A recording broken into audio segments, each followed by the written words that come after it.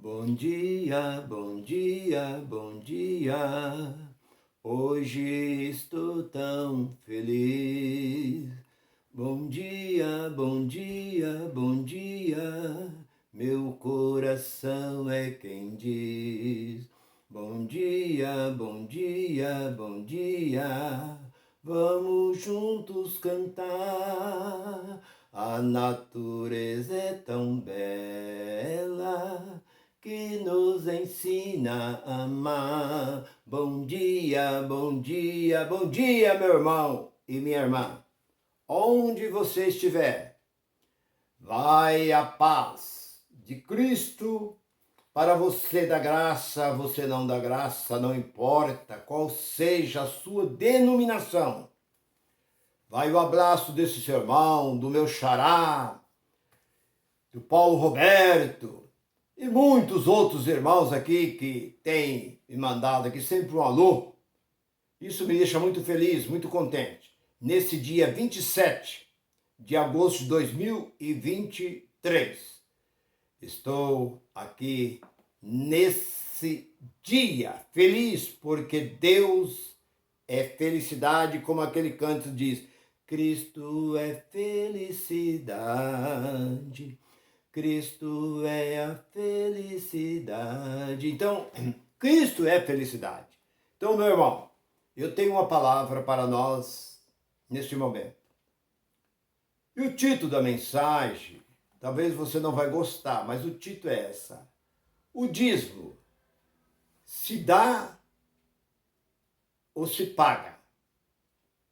Então, alguns pregadores diz que o dízimo, alguns pastores, alguns aí dirigentes de movimento religioso, diz que o dízimo nós estamos devolvendo. Mas devolvendo o quê?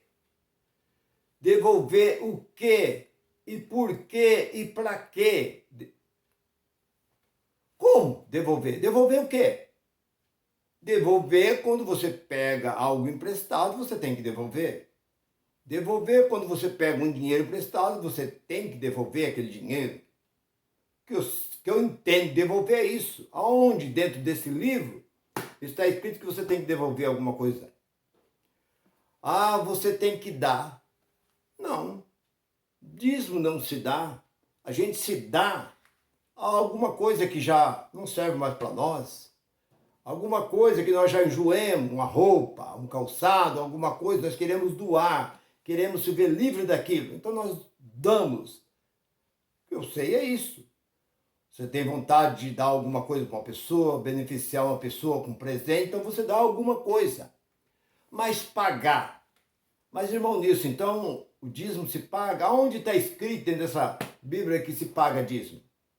Dízimo se paga. Por quê? Se você pagar, você tem que ter um recibo. Como você paga alguma coisa, você não tem que ter um recibo?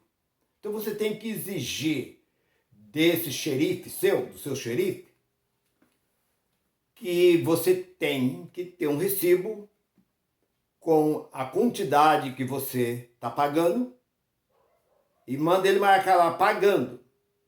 Pagando o dia, carimbo da igreja, assinatura dele. Todas as vezes que você contribuir, seja com oferta, seja com dízimo, você tem que pegar. Se ele está dizendo que tem que pagar, então quem paga tem que exigir o recibo. E um dia, esse recibo, você tem como comprovar que você tem parte naquela sinagoga, que você ajudou a construir aquela sinagoga, porque eles batem no peito e dizem que é meu. Isso aqui é meu. É, você viu? O grande templo, a grande igreja que fez fulano. Não, quem fez foi o povo. Então você tem como falar aqui, ó. Soma tudo e vê quanto deu. Você fala assim, olha, eu doei 100 mil reais para essa construção. Paguei. Não doei, paguei. Por quê? Porque ele exigia. Ele exigia. E agora eu quero de volta. Eu quero a minha parte. Porque eu tenho parte dentro daquele templo. É isso. Porque, na verdade, meu irmão, por que eu falo isso? Porque dízimo não existe. Sabe o que é dízimo?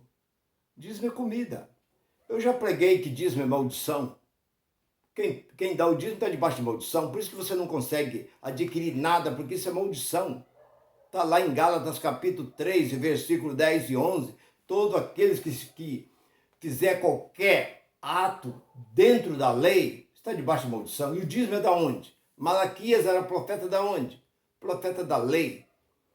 Ah, mas nós temos que dar o dízimo, porque lá em Mateus, capítulo 23 e 23, Jesus diz: ai de vós, fariseus e saduceus, que dão o dízimo do cominho, do hortelã e do endo. Ai de vós, fariseus, que faz essas coisas, mas não faz o mais importante. Mas quem diz que Mateus, Marcos, Lucas e João é Novo Testamento? Quem diz que Jesus veio para mudar? Jesus não mudou nada. Jesus continuou sendo servo de Moisés. Jesus continuou cumprindo a lei. Por isso que ele falou, quando perguntaram a ele: é lícito pagar imposto a César? Ele diz: dai a César o que é de César e dai a Deus o que é de Deus. Então, voltando. O dízimo se paga, o dízimo se dá, ou o dízimo se devolve. Nenhuma das três coisas. Porque nós somos gentil. Romanos capítulo 2, versículo 3. Os gentios não têm lei. Se nós não temos lei, pagar o quê? Devolver o quê? Nós não temos que devolver nada. Porque quem devolvia 10% era quem cultivava a terra.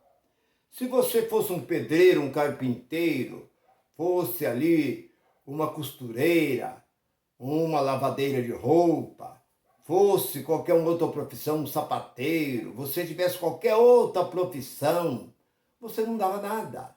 Só dava dízimo quem cuidava da terra. Pergunto hoje, no meio desse monte de religiões que existe por aí, pergunta, quem é roceiro aqui? Quem planta aqui? Acho que deve nem 1%. O povo hoje trabalha nas indústrias, o povo hoje trabalha no comércio, o povo hoje trabalha por conta. Então você não tem, ainda que essa lei permanecesse, você não tinha que dar nada. Você não cuida de terra nenhuma. E a terra que eles cuidou ainda foi uma terra doada por Deus. E se você comprou a terra e pagou a terra, você tem que dar nada, porque a terra é sua. Mas aquele povo ganharam. Deus colocou aquele povo naquela terra que Deus tinha prometido, Abraão, Isaac e Jacó. Então aquele povo herdaram aquela terra. Então por isso que eles devolviam 10% para cuidar da tribo de Levi. E as viúvas e os órfãos. Então, meu irmão, entenda bem. No capítulo 14, e o versículo 29 e 30, o dízimo era dado às viúvas, os órfãos, e também os estrangeiros, aquelas pessoas que hoje, essas pessoas desamparadas, elas tinham por dever, por quase que uma obrigação de ir buscar. Elas não iam pedir, elas iam buscar o dízimo. Agora eu pergunto, hoje, se dá dízimo para quê? Para enricar esses empresários? Para eles comprar avião, comprar carro blindado, estudar seus filhos nas melhores faculdades, comprar emissoras de rádio, emissoras de televisão, comprar fazenda, comprar iate, mansões, andar com segurança, viajar por toda parte do mundo, enquanto você está ralando, eles ficam aí esbanjando, porque o político trabalha. Não adianta você querer comparar um político com um pastor, com um tal de apóstolo, um tal de bispo, que tudo isso é fachada, isso não existe. Porque se você olhar para os políticos trabalham, eles têm os projetos, eles levam os projetos para ser votados, muitas vezes passam a noite toda na Câmara, tanto do Senado como dos deputados, eles passam a noite para aprovar algum tipo de lei. E eu pergunto, o que esses pastores faz? Faz o que peixe faz. O que peixe faz? Nada. É o que eles fazem. Então, meu irmão e minha irmã, você não tem que devolver, porque você não pegou emprestado.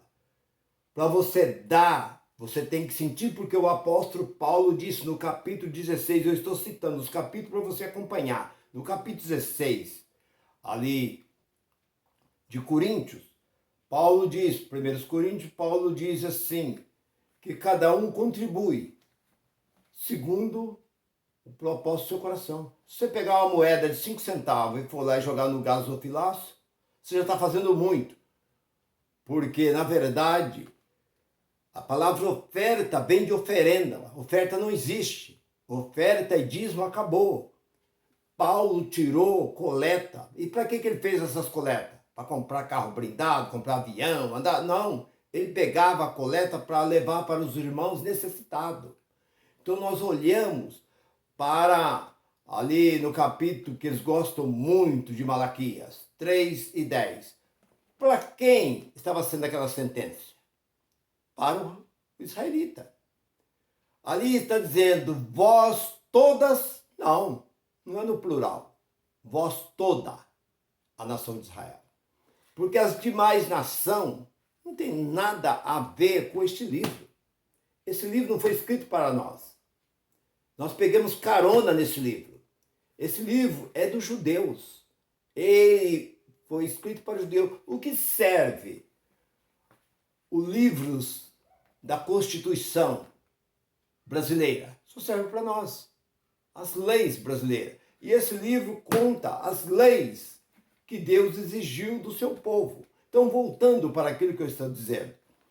Nós olhamos para o capítulo Levítico, capítulo 27, versículo 30 ao 34, você vai entender que quem cultivava a terra é quem dava.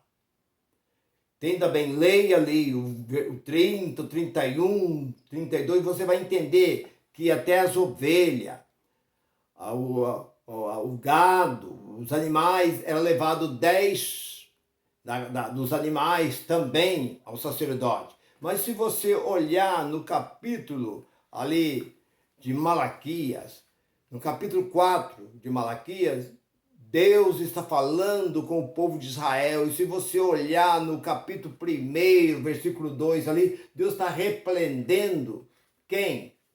Deus está repreendendo o sacerdote, porque o sacerdote pegava os bezerros cegos, as ovelhas mancas, aleijada, e levava para sacrificar. E as outras eles tiravam para eles vender.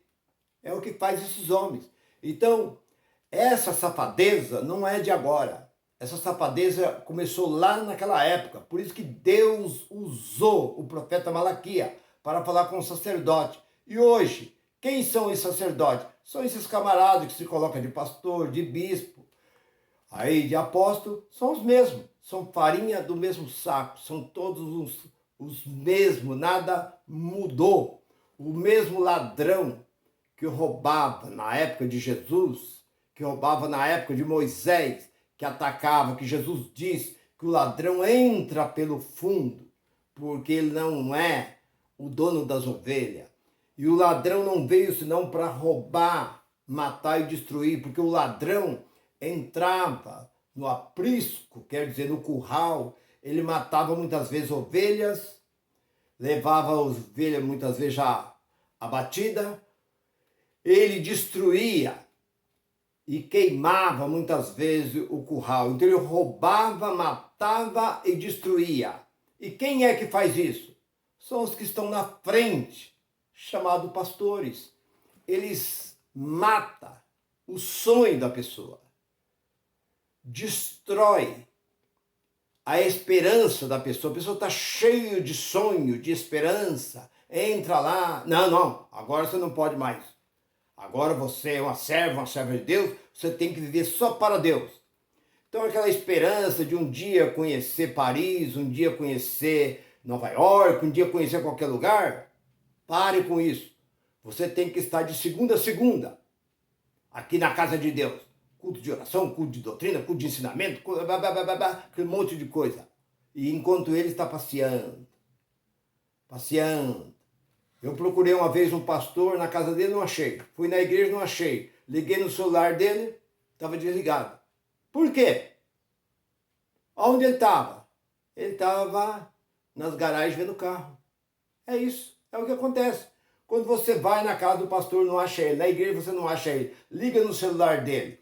E o celular dele está desligado. O que você acha que ele está fazendo? Você acha que ele está de joelho, orando, intercedendo? O pastor não intercede por ninguém. Ninguém intercede por ninguém, porque lá em 8 de Romanos, versículo 26, quem intercede por nós com gemido inexprimível é o Espírito Santo. Homem nenhum intercede. Isso é uma grande mentira. Quando eles dizem, meu irmão, eu estou intercedendo por você. Então você, meu irmão, minha irmã, que muitas vezes você dá o dízimo porque você tem medo. Tem medo de um tal de inferno, tem medo de um tal de diabo, tem medo das mãos de um Deus. Aí um Deus que eles pregam, nem sei que Deus é esse. Eles pregam um Deus aí que é vingativo, um Deus carrasco, um Deus que vai soltar a mão. De um lado está o diabo, do outro lado está Deus e no meio está o inferno. Então o diabo vem de cá, Deus vem de cá e o inferno no meio. Então você não tem para onde sair. Então você é obrigado a contribuir. Fuja disso, que isso é uma mentira. Vem para a graça, que a graça te espera. Você não tem que dar, nem você tem que devolver, e nem você tem que pagar a esses homens. Porque eles são apenas um empresário. Eles não passam de empresário nada mais do que isso. Eu falo por experiência, por conhecimento. Eu não fiquei 5, 10, 15, 20 anos lá dentro, não. Fiquei 43 anos lá dentro. E eu sei muito bem do que eu estou falando. Então, meu irmão, dízimo, tudo que se faz dentro da velha religião é judaísmo. E nós da graça pregamos as cartas de Paulo. Por que eles não pregam as cartas de Paulo? Porque a carta de Paulo vai libertar vocês. Vocês vão ser libertos, porque Paulo não pregava dízimo. Paulo não pregava oferta. Paulo não pregava essa tal de ceia, que é Páscoa. Paulo não pregava batismo. Paulo não pregava jejum. Paulo não pregava apresentação de criança, unção com óleo. Tudo isso é antibíblico. E eles pegaram tudo, herdaram tudo de Moisés e puseram tudo dentro de uma panela. Mexeram e estão dando para vocês comer. Fuja disso. Vem para a graça. Você nem tem que dar, nem tem que devolver e nem tem que pagar. Porque nós somos gentil e nós somos livres, porque aquele que está em Cristo, nova criatura é. E como disse, segunda carta de Coríntios, capítulo 3, versículo 17. Deus é o Espírito. Ele é o próprio Espírito. E aonde é o Espírito de Deus, há liberdade. Então nós somos libertos, uma vez por todas, e salvação não se perde. Uma vez salvo, salvo para todo. Fique com esta palavra. Que Deus conceda graça mais e mais na sua vida. E a partir de agora, você não deve dar nenhuma moeda. E nem nesse lugar você deve ir mais. Porque apenas são empresas e nada mais do que isso. Graça e paz para todos vocês. Até breve, meu irmão e minha irmã.